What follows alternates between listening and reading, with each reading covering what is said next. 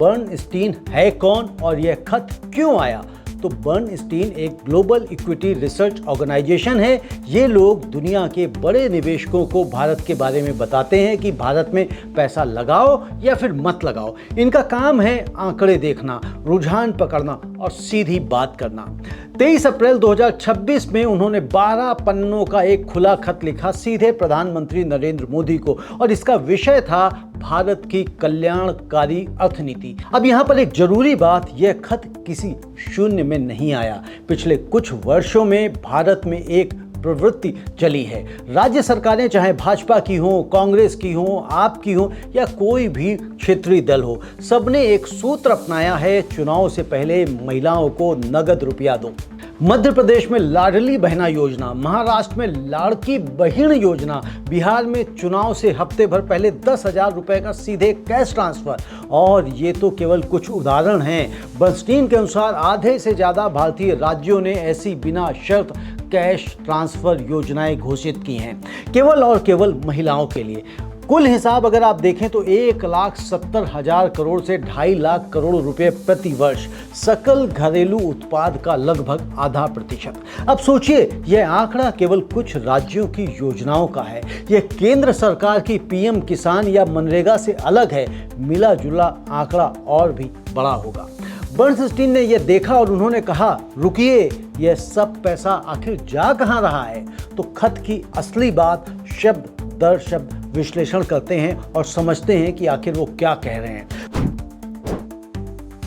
अब आते हैं खत के मूल तर्क पर। बर्नस्टीन ने लिखा है कि a rupee locked into broad politically timed cash schemes is a rupee not building roads, logistics, irrigation, power distribution, public transport, schools or hospitals areas where the multipliers are higher and the productivity gains are more durable।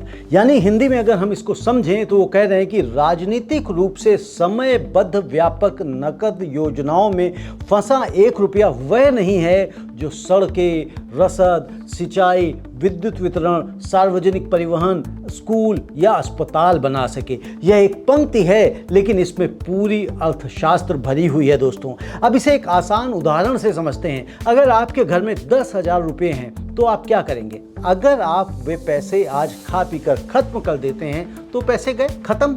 लेकिन अगर आप वे पैसे किसी काम में लगाते हैं, repairing में लगाते हैं, एजुकेशन में लगाते हैं, कोई छोटा मोटा व्यवसाय कर लेते हैं, तो वे पैसे कल और पैसे पैदा कर सकते हैं, यानी पैसे से पैसे कमा सकते हैं। अर्थशास्त्र में इसे कहते हैं मल्टीप्लायर इफेक्ट। मतलब 1 रुपया लगाया तो उसने दूसरे रुपये को भी खींचा।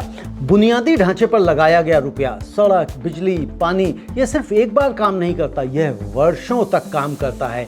एक नए राजमार्ग से पहले जो गांव 1 घंटे दूर था, अब वह 20 मिनट में आ जाता है। उससे किसान अपनी फसल जल्दी बेच सकता है। उससे कारखाने के मालिक अपना माल आसानी से अपने डेस्टिनेशंस पर पहुंचा सकते हैं। परिवहन लागत घटती है और सकल घरेलू उत्पाद बढ़ता है। लेकिन एक बार कैश ट्रांसफर देने से वह पैसा हाथ में आया, खर्च हुआ और गया। कंज्यूमर स्पेंड बढ़ती है, हाँ थोड़ी, लेकिन अगले वर्ष फिर वही 0। बर्नस्टीन का दूसरा साफ आरोप है, ये योजनाएं अर्थव्यवस्था से नहीं, चुनावी टाइम टेबल से चल रही हैं। बिहार का उदाहरण लेते हैं। बिहार में विधानसभा चुनाव से हफ्ते भर पहले 10,000 रुपये का नकद हस्तांतरण घोषित किया गया। उस अकेले एक कैश ट्रांसफर में केवल कुछ ही हफ्तों में हजारों करोड़ रुपए चले गए। अब आप खुद सोचिए, क्या यह नीति किसी प्री प्लान्ड इकोनॉमिक पॉलिसी का हिस्सा थी या यह सिर्फ चुनाव जीतने की कवायद थी? बर्नस्टीन का जवाब साफ है, यह राजनीति से प्रेरित था, और जब नीति राजनीतिक प्रेरणा से चले और आर्थिक तर्क से नहीं, तो नतीजे भी उसी हिसाब से आते हैं।